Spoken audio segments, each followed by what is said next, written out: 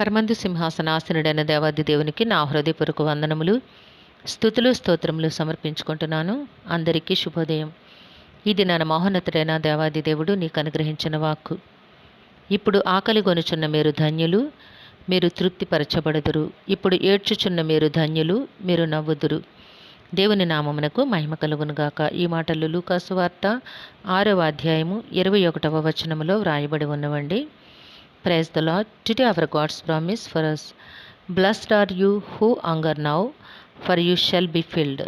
Blessed are you who weep now, for you shall laugh. చూడండి నేస్తమా, నీ దేవాది దేవుడు ఈ దినాన నీ కొరకు సిద్ధపరిచిన ఆయన పరిశుద్ధ వాక్కు నీకెంతో ధన్యతను తెచ్చిపెట్టుట కొరకు, నిన్ను ధన్యునిగా చేయుట కొరకు నీ దేవాది దేవుడు ఈ వాక్కును నీకు ప్రకటన చేస్తూ ఉన్నారు. అంటున్నారు ఆయన, ఇప్పుడు ఆకలి గొనుచున్న మీరు ధన్యులు, మీరు తృప్తిపరచబడుదురు. ఇప్పుడు ఏడ్చుచున్న మీరు ధన్యులు, మీరు నవ్వుదురు. పై మాటలు మనం చూచినట్లయితే, అంతటా ఆయన తన శిష్యుల తట్టు పారజూచి ఇట్లనెను, బీదలైన మీరు ధన్యులు, దేవుని రాజ్యము మీది. ఏమిటండి? బీదలైన మీరు ధన్యులు, దేవుని రాజ్యము మీది.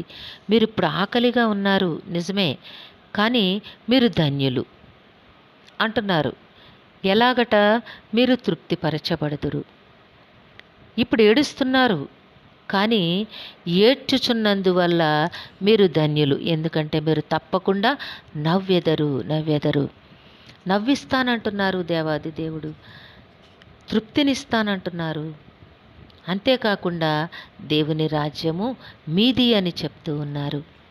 చూడండి నేస్తమా, నీ జీవితంలో ఈరోజు అనుభవిస్తున్న ఈ కష్టాల కొలిమి, ఈ వేదన, ఈ చింత, ఈ దుఃఖము, ఇవే శాశ్వతమని నీవు అనుకుంటూ ఉన్నావు. ఇది నీకెంత మాత్రము శాశ్వతము కాదు. ఈరోజు ఇలా ఉంటుంది, రేపు కాస్త మార్పు వస్తుంది, 10 రోజుల తర్వాత ఇంకాస్త మార్పు వస్తుంది. దేవుడు నీకు ఇస్తారు నేస్తమా. నీ జీవితంలో ఉన్నతమైన ఆశీర్వాదములను దేవుడు తప్పకుండా అనుగ్రహిస్తారు.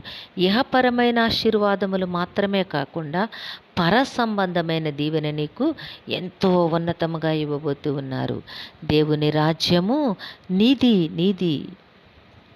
అది అసలైన బహుమానం ఏదైనా ఉంది అంటే ఆ దేవుని రాజ్యములో నీవు జీవించగలుగుట, నివసించగలుగుట.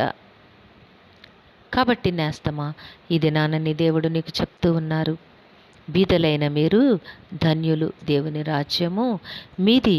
ఇప్పుడు ఆకలిగా ఉన్నారు, కానీ దేవుడు నీకు తృప్తినిస్తాను అని వాగ్దానం చేస్తూ ఉన్నారు. ఇప్పుడు ఏడుస్తూ ఉన్నావు నేస్తమా, నీవు తప్పకుండా నవ్వుదువు. దేవుడిస్తానని వాగ్దానం చేస్తూ ఉన్నారు. వాగ్దానము చేస్తున్న దేవుడు నమ్మదగిన దేవుడై ఉన్నారు కనుక ఆశతో దేవుని వైపు చూడు. దేవుడు తను చేసిన ప్రతి వాగ్దానమును కూడా నీ బ్రతుకులో తప్పక నెరవేరుస్తారు. దేవుడు నిన్ను దీవించునుగాక. ప్రార్థన చేసుకుందాము. సింహాసనాసనుడైన దేవా, మీ ఘనమైన నామమునకు వందనములు చెల్లించుకుంటున్నాము తండ్రి. మీ బిడ్డతో మీరు మాట్లాడిన రీతిని బట్టి స్తుతులు సమర్పించుకుంటున్నాం రాజా. ఏ బిడ్డకైతే ఈ వాక్కును వినిపించున్నారు వారి జీవితంలో మీ మెండైన ఆశీర్వాదములు అనుగ్రహించండి. కుటుంబీకులందరికీ ఆయురారోగ్యమును, సంపూర్ణమైన రక్షణను, దీర్ఘాయుష్ను ప్రసాదించండి. మేలులతో వారి హృదయాలు తృప్తిపరచండి తండ్రి. వారి బ్రతుకులు మీ నామమునకు మహిమ తెచ్చేవిగా ఉండునట్లుగా దీవించమని వేడుకుంటున్నాము. బిడ్డలు చదువుకొంచుండగా విద్యాభ్యాసములో తోడుగా ఉండండి. ఉన్నతమైన భవిష్యత్తును ప్రసాదించండి. ఉద్యోగాల కొరకు ఆశతో ఎదురు చూస్తూ ఉన్నారు నాయన, సకాలంలో చక్కని ఉద్యోగములు ప్రసాదించమని మీ కాళ్ళు పట్టి వేడుకుంటున్నాము తండ్రి.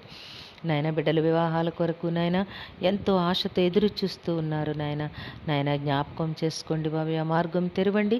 బిడ్డలకి సకాలంలో చక్కని వివాహములు ప్రసాదించండి తండ్రి.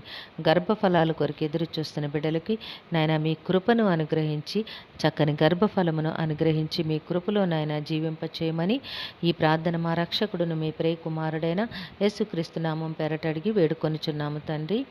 ఆమేన్. కరుణావాత్సల్యత కలిగిన దేవుడు మీ కుటుంబ జీవితంలో ఉన్నతమైన ఆశీర్వాదములు అనుగ్రహించి మిమ్మును ఆయన నామ మహిమ కొరకు జీవింపచేయునుగాక. ఆమేన్.